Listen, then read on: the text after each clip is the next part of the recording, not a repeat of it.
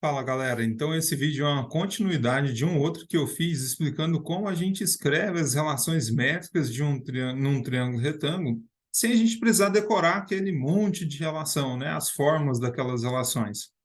Então eu vou resolver esse exercício com uma demonstração prática da aula anterior, do outro vídeo que eu fiz. No triângulo retângulo ABC, a hipotenusa mede 20 centímetros e a projeção do cateto AC sobre a hipotenusa mede 5 centímetros. Então, a gente tem uma figura, né, mais uma vez, envolvendo aqui, a gente consegue visualizar três triângulos retângulos. Esse grande, esse pequenininho aqui e um médio, né? Três triângulos. A dica que eu dei foi aquela, vamos escrever, vamos desenhar todos os triângulos na mesma posição. Eu vou começar aqui desenhando o maior, como todos são triângulos retângulos. Em seguida, eu vou desenhar o triângulo médio, né? Esse aqui. Lembra de desenhar sempre na mesma posição.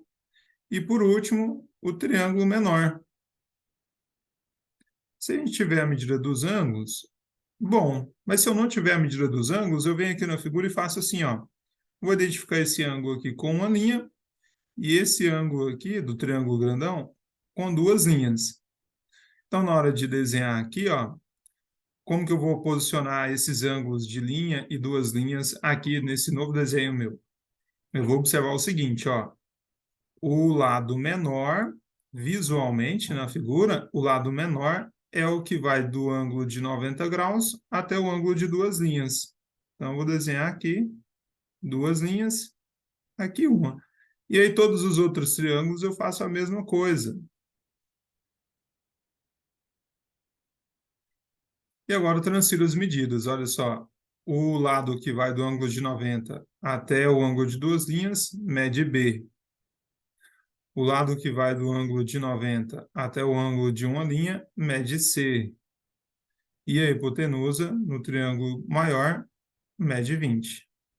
No triângulo médio, a hipotenusa mede C.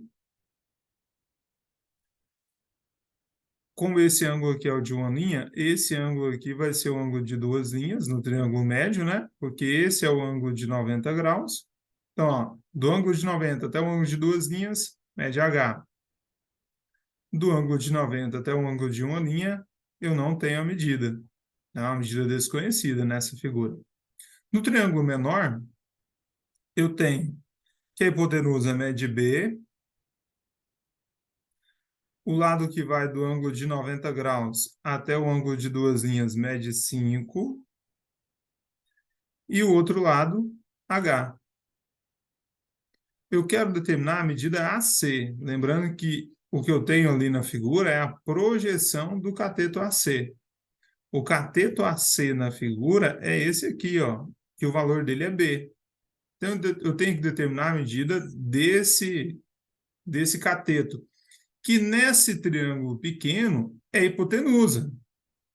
Mas no triângulo grande, na figura principal, o lado que vai do vértice A até o vértice C, ele é cateto mesmo, tá certo?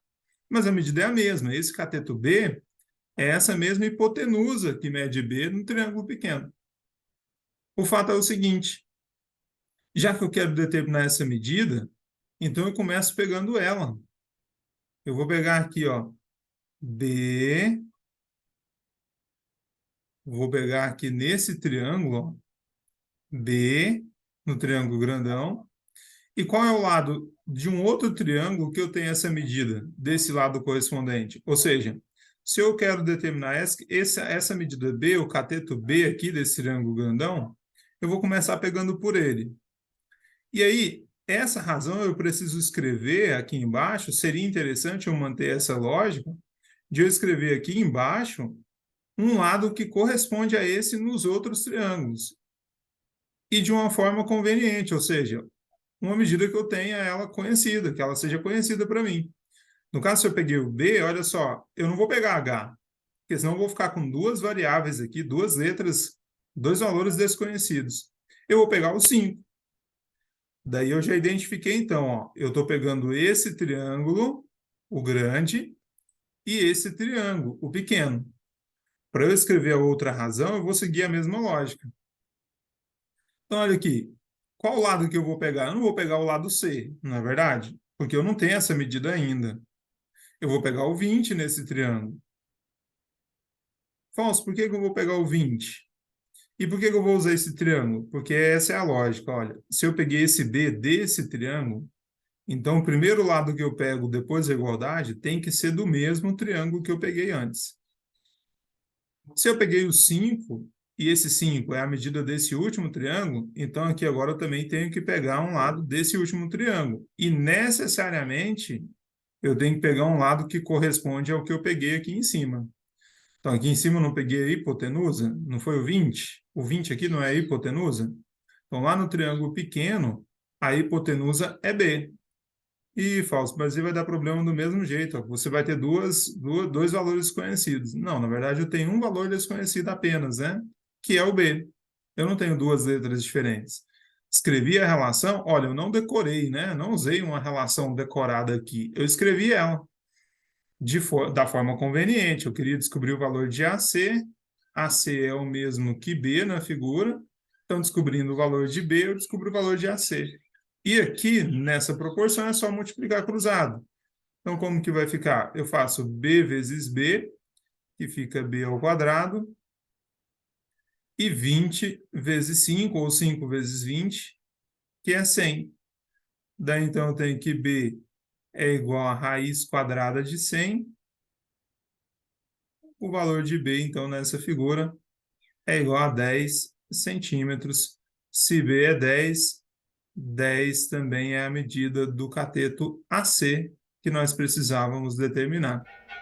Simples assim.